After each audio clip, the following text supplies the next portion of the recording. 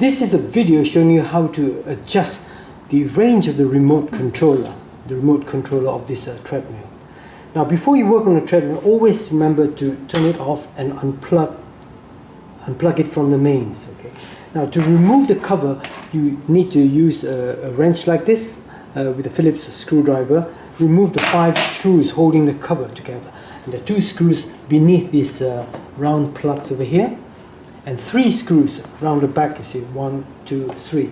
I've already done that, so I'm going to just tip the cover over.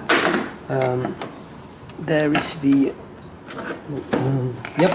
and you can see the 2 circuit boards. You see the one at the bottom here and the one at the top here, and there's a little coil around here. You see, now this is actually the antenna that actually works with the remote.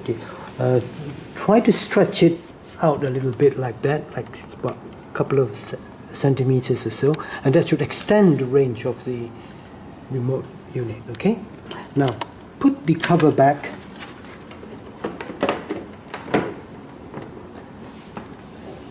and insert the screws and the tabs and put it back on and see if it works.